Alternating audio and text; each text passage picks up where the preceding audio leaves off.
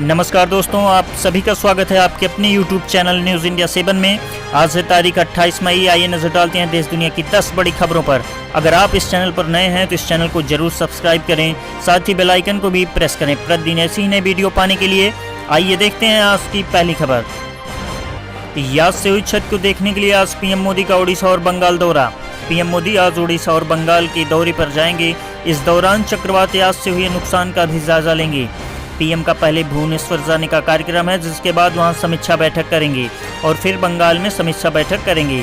इसी बीच बंगाल सरकार ने दावा किया है कि चक्रवात यास के कारण कम से कम 1 करोड़ लोग प्रभावित हुए हैं। वहीं झारखंड में भी करीब 8 लाख लोग प्रभावित हुए हैं। आइए नजर डालते हैं अगली खबर पर। ट्विटर ने नए दिशा निर्देश को लागू करने के लिए सरकार से मांगा 3 माह का समय। व्हाट्सएप की तरह से सोशल मीडिया प्लेटफॉर्मों के लिए नए आईटी नियमों को लेकर भारत सरकार के खिलाफ कोर्ट जाने के बाद आईटी मंत्रालय से अनुरोध किया गया है कि वह कंपनी को नए दिशा निर्देशों को लागू करने के लिए कम से कम 3 माह का समय दें। कथित कांग्रेस टूलकिट विवाद में इस सप्ताह की शुरुआत में दिल्ली और गुरुग्राम में कार्यालयों पर पुलिस ने छापे मारे थे। आइए देखें अगली खबर। देश के अलग अलग राज्यों में लॉकडाउन का विस्तार। देश में कोरोना के कारण राज्यों में लगाए गए लॉकडाउन को राज्य सरकारों की तरफ से लगातार बढ़ाया जा रहा है। पश्चिम बंगाल में मुख्यमंत्री ममता बनर्जी की तरफ से राज्य में कोविड-19 प्रसार को नियंत्रित करने के लिए 15 जून तक लॉकडाउन को बढ़ा दिया गया है। वहीं देश में लगातार कोरोना की दूसरी लहर की गति धीमी पड़ती दिख रही है। साथ ही पंजाब सरकार ने भी 10 जून तक लॉकडाउन को बढ़ा दिया है और इसी के साथ देश में कोरोना के केसों में लगातार गिरावट जारी है। आइए नजर डालें अगली खबर पर। चक्रवाती तूफान यास का कहर जारी, कई राज्यों में झमाझम बारिश। बंगाल की खाड़ी से उठे चक्रवाती तूफान यास का असर कई राज्यों में दिख रहा है। पश्चिम बंगाल और उड़ीसा में तबाही मचाने के बाद अब झारखंड में झमाझम बारिश जारी है। बारिश से जीवन अस्त व्यस्त हो गया है।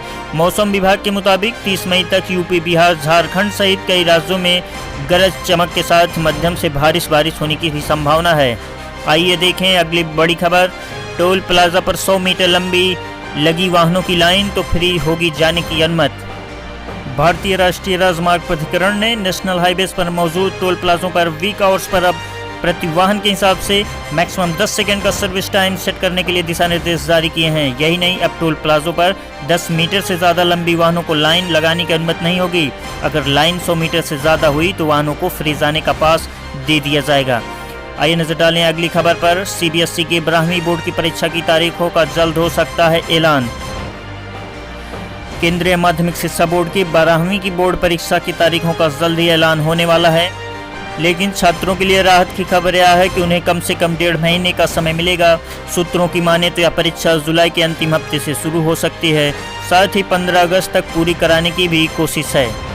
आइए नजर डालें अगली बड़ी खबर पर। 2 से 3 दिनों में भारत वापस लाया जा सकता है भगोड़ा मेहुल चोकसी। अपने रिश्तेदार नीरव मोदी के साथ मिलकर भारतीय बैंकों को करीब 15,000 करोड़ रुपए का चूना लगाने के बाद एंटीगुआ में रहा भगोड़ा मेहुल चोकसी अगले 2 से 3 दिन में भारत लाया जा सकता है। चोकसी एंटीगुआ से भी फरार हो गया था, लेकिन बाद में उसे डोमिनिका पुलिस ने गिरफ्तार कर लिया और वह डोमिनिका पुलिस की कस्टडी में है। आइए नजर डालें अगली बड़ी खबर पर। गृह मंत्रालय ने कोरोना के दिशा निर्देशों को 30 जून तक बढ़ाया। गृह मंत्रालय ने गुरुवार को राज्यों और केंद्र शासित प्रदेशों को 30 जून तक चल रहे कोरोना दिशा निर्देशों को जारी रहने का आदेश दे दिया है। राज्यों को कोरोना के प्रसार को रोकने के लिए अधिक मामलों वाले जिलों में गहन और स्थानीय नियंत्रण उपाय साथ ही अपनाने के निर्देश दिए हैं। वहीं आपको बता दें, इस महामारी से लेकर केंद्र सरकार और राज्य सरकार सहित इन पर लगातार समय समय पर समीक्षा की जा रही है। आइए नजर डालें अगली बड़ी खबर पर। जून के दूसरे हफ्ते में लोगों के लिए उपलब्ध होगी स्पुतनिक वी वैक्सीन। कोरोना महामारी के खिलाफ लड़ाई में तीसरे हथियार के रूप में इस्तेमाल के लिए मंजूरी की गई रूस की स्पुतनिक वी वैक्सीन जून के दूसरे सप्ताह से लोगों के लिए उपलब्ध रहेगी। इधर घरेलू दवा कंपनी पैंसिया बायोटेक ने रूस के कार्यकारी निवेश कोष RDIF के साथ मिलकर भारत में स्पुतनिक वी कोरोना वायरस के टीके का उत्पादन शुरू कर दिया है। आइए देखें अगली खबर। ऑक्सीजन की कमी के कारण कोरोना से जान गंवाने वालों को 5 लाख देगी दिल्ली सरकार। राष्ट्रीय राजधानी दिल्ली में ऑक्सीजन की कमी से जान गंवाने वालों को दिल्ली सरकार की तरफ से 5-5 लाख रुपए का मुआवजा दिया जाएगा।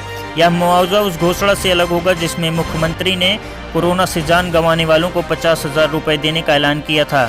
इसके लिए दिल्ली सरकार की तरफ से 6 डॉक्टरों की एक टीम गठित की गई है जो सरकार को रिपोर्ट सौंपेगी। धन्यवाद। अगर आपको यह वीडियो पसंद आए तो लाइक करें और अपने दोस्तों के साथ शेयर करें।